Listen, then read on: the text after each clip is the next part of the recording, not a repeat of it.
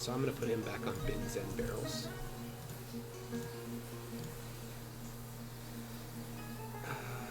Do I have any bones?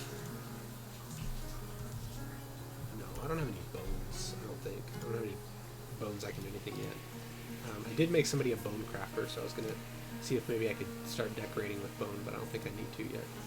This guy's been making tables and chairs, so I think I can do my office now. Yeah. Let's actually do it in the corner.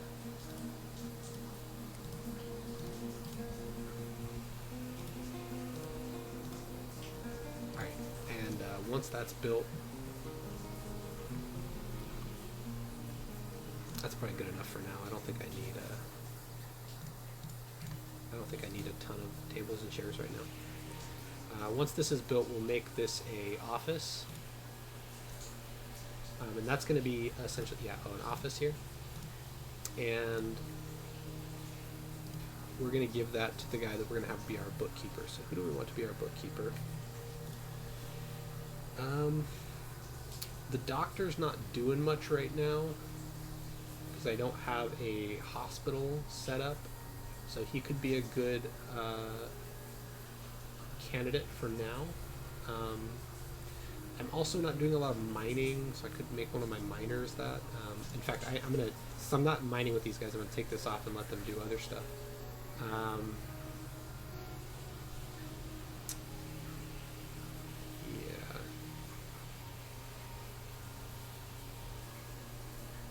Cook is definitely going. I think I'm going to make my doctor the bookkeeper for now. So let's go to nobles, bookkeeper, doctor, and here's your first noble screen. So this is where we can set the precision for what we want.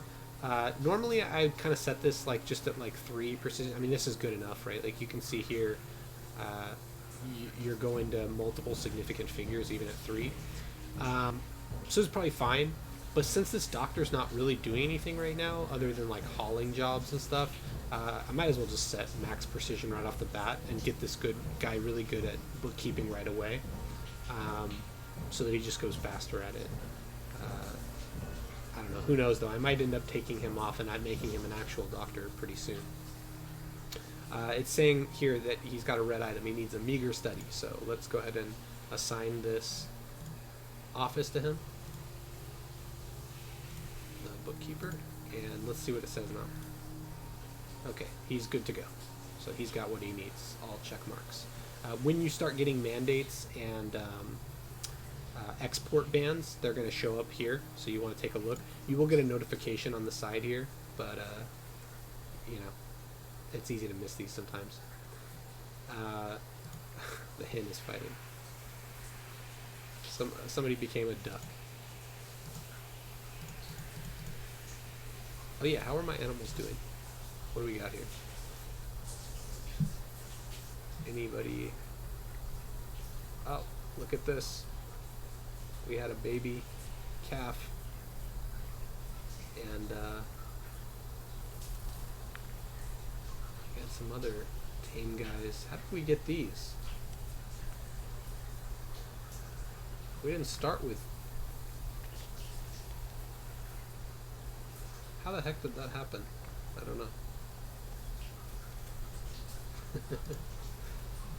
Oh well. So one thing in this menu I can show in the pets and livestock. One thing that we can do with our dogs is train them to be war dogs and hunting dogs, which is really good. And you can assign these to, you know, military people in your military that are going to be out fighting, or even people that are just going out on the surface is good, like woodcutters, things like that. Assigning them some dogs so that they're always with them can help them, you know, prevent your like legendary woodcutter from getting killed or something. I could do that right now. This actually goes really fast, even without like specialized animal trainers. Like shockingly fast. You can turn all your dogs into war dogs and hunting dogs. But I think I'm just gonna wait to see if they're gonna breed, and I'd like to get kind of like a little army of dogs before I start turning them all into war and hunting dogs. They will still breed as war and hunting dogs, but they won't be. I don't think they'll tend to be together as often for that. Other things in this menu, so you do have the gelding option for all the males. If you're just getting too many animals of a type, you can geld all the male animals of that type and kind of cut off the breeding for them. I will generally do that with cats after a while, but dogs I'll pretty much just let them breed as much as possible, because it never hurts to have more war and hunting dogs. All right.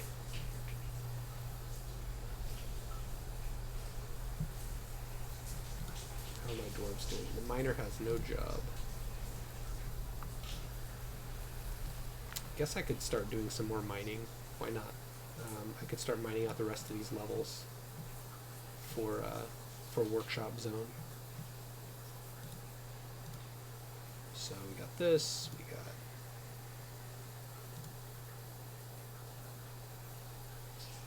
basically gonna have that, if I'm not mistaken, and then why does that not look right? There we go.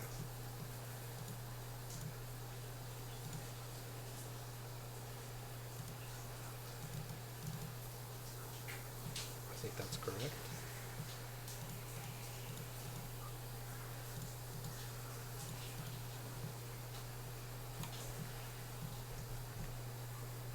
Sure.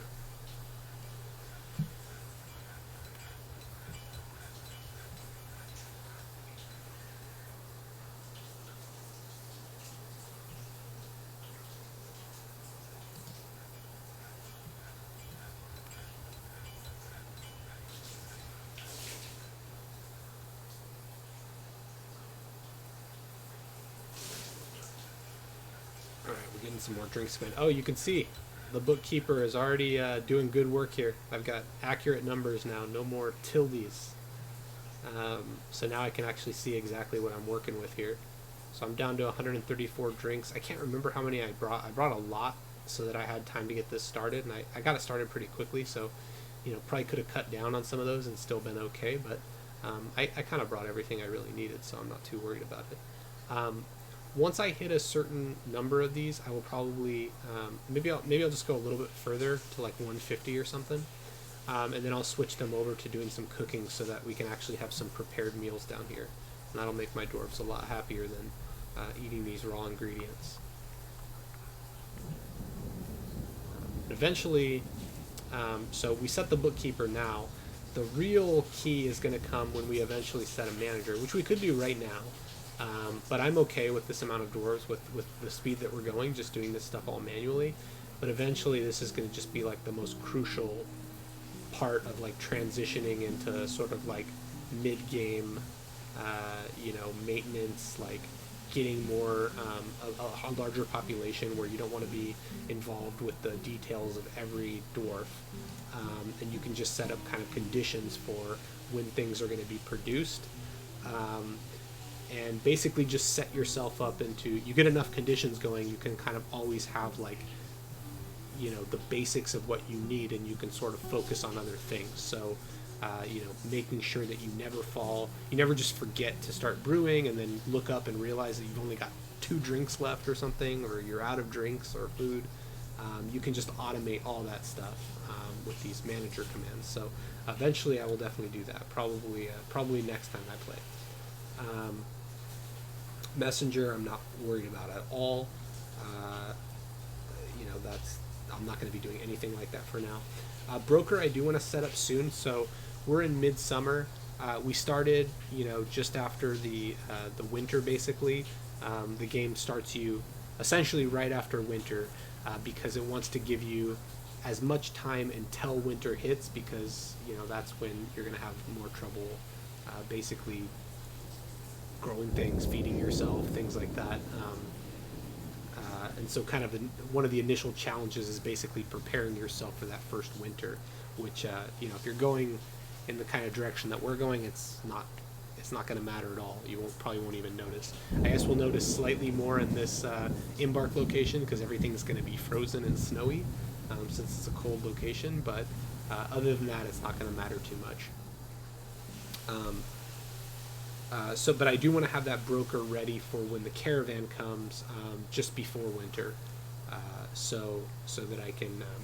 You can trade without a broker, but this is going to make things a lot easier. You're going to have, similar to how you have accurate numbers here, you're going to have more accurate numbers on the trading screen of like what things are generally worth, and you're going to have a better sense of what a good trade is and like how much extra profit that you need to give them before they will actually accept the trade without trying to like haggle and get a bunch of extra stuff. So having that broker set will be important pretty soon.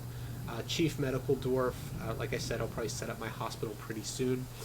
I kind of want to do the hospital with the project to actually bring some of this water down.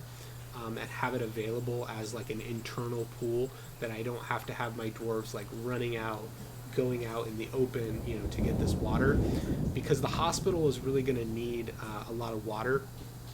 A lot of the initial like basic healthcare is just going to be using a bucket to get water from your water source and bring it to people who are like in bed, and you want a clean water source, like I said, this is not a saltwater location, so I'm okay.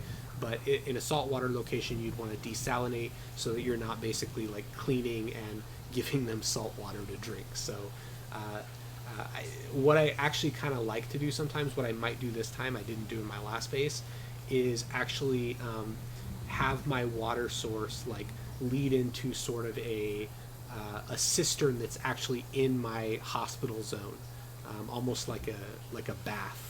In a way, or just like this like free water area that they can get water from, that's easily refillable. So I'll probably pair that with setting this noble for Chief Medical Dwarf. Not too concerned about it until then. The manager we already went over. Hammer, I'm definitely not really worried about. This is going to be, who's going to potentially punish people who break the law in your fortress by smashing them with a hammer. So maybe don't need that right away or ever. Your sheriff for when you want to start doing, punishing people for crimes. Sometimes Dwarf will steal things that are, on display that are like your artifacts that you create in your fortress that are providing a lot of value. The value of your fortress is kind of what's making you appeal to the Dwarven civilization, and that's when they're going to send out better caravans to you and potentially let the a ruler come live with you or something.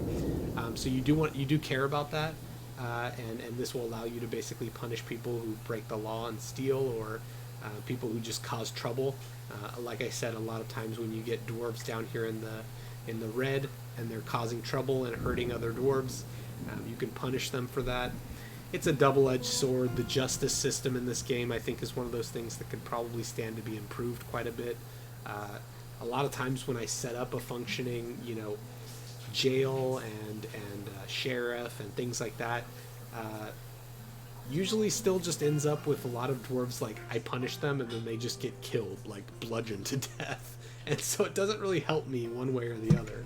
I guess if they stole something, I can get my artifact back, but it's not really a great trade often. So, I don't know. Sometimes it feels like it's better to just let the crimes go unpunished. I don't know. A lot to say about sheriff, but I don't think I'm really too concerned right now. And then militia commanders, I do want to get a functioning military set up pretty soon. It's even worth... I mentioned this a little bit when I did some talking about my last fort, but it's even worth setting up a military with nothing. So I can just show a little bit right now because I'm getting ready to kind of wrap up for the night. If I open my squad, let's say I created a squad right now. I'm not quite ready to do it yet, but I could create a militia commander and create a squad in here. It's going to give me all of these options for... I guess I can just unassign the guy, so why not? Let's just do it really quick. We'll set the leader, sure. Okay, so now I can create a squad. if I come in here and create a squad, like it's going to give me some default uniforms. This gets pretty complicated pretty quickly. So like, let's say I set this guy up with leather armor, and then I say I want him to equip, like, you got a uniform, you're going to add a uniform here, you can create this whole uniform where you add everything individually of what these people are going to wear. Eventually you absolutely will want to do all of this. Like, it's worth spending the time to set all of this up, get all this going. I think it's kind of really a fun aspect that some people look over in favor of just like making traps and things, but this is actually a really satisfying thing to get going. But all of this is really kind of to say that it's even worth setting this up even before you kind of get into the weeds on this stuff. And what I mean by that is, let me go back to squads and remove this squad, and creating a squad that just has literally no uniform. So they're nothing. Like, they're just gonna wear their normal clothes. You might want to have like a water skin available for them, and a backpack, I think. But that's pretty much it. And thing is like, you can have a whole squad of guys like this that don't have any uniform, and you don't have to go making custom equipment or anything. Like, I could set this up right now, assign some dwarves to it, and give them orders to go train, make a little barracks for them. And even with no weapons and things like that, they're gonna get like incredible basic fighting skills. Like, over time they will start to develop wrestling skills that will help them not get grappled by enemies, just like basic fighting skills, dodging, biting, like all this basic stuff. They're basically out there doing like Krav Maga, and it's extremely valuable. Like, even if these dwarves eventually you go on to put them in a different squad that uses weapons, all those basic skills are still going to help them, and they will be extremely defended. Like, I will even go so far as to say, like, you probably won't end up spending enough time in your fortress to do this, but like, it wouldn't be a bad idea to have every single dwarf in your entire fort for a while, like, spend some time just training in a no armor, squad, right? And like, then eventually you like take them out and like let them do something else, right? Put them on mining or planting or whatever else, because when they go out, they're out here and they get like attacked by some rabid animal or something like that, they're going to be able to defend themselves, and you're not going to end up with a bunch of dead dwarves. So like, theoretically, it's worth putting everybody in here eventually. I don't usually go to that extreme, but what I do really like to eventually set up is a basic squad that is just nothing but like no armor wrestlers that I can just toss people in, especially when I'm getting a lot of dwarves. I have a lot of migrants. I'll usually have between like 10 and 20% of my dwarves like in the military, and I'll just put them in. I'll kind of start them off in that no armor one until they become like, like adequate or skilled at like every basic fighting skill. And then I'll basically start taking those guys that are like adequate or skilled at like wrestling and basic abilities, and start placing them into more customized squads that require more like metal equipment and things like that, and swords and different weapons, even ranged weapons. And kind of in the meantime, while they're off training in that basic squad, I'll have my metal, like my metal industry going, and like sort of setting up, maybe 3 or 4 different like pieces of equipment for them that they can wear when they get drafted into that other squad. And I think that's kind of a really good way to sort of like start filling out your military. And eventually you want to set up like a defense military, and then you can move to starting to do actual like offensive stuff on the world here, where you literally start like looking at different sites that are around you, and like sending dwarves on quests to go, demand tribute from other civilizations that are near you, or even take over other civilizations. All kinds of stuff, cool stuff you can do here. So yeah, I think with that said, it's getting a little bit late again, so I might wrap it up here for the night. But yeah, I think this has been a good session. We got a lot of basic stuff going, and I sort of feel like even though we're early in the first year, starting to kind of think about nobles and things like that feels like kind of starting to transition out of the earliest part of the game. Getting those migrants in here and having everybody have a basic bedroom.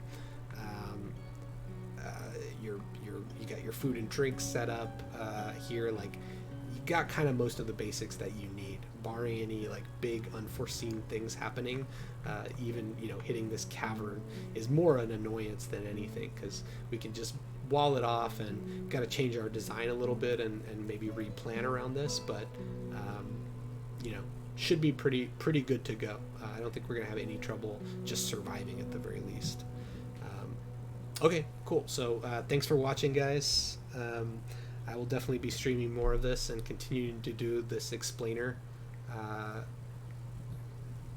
for this fortress here for as long as I have things to say that I think can be helpful, which I think there's still quite a bit to go over and see. So I'll probably stream here pretty soon again. All right, thank you guys.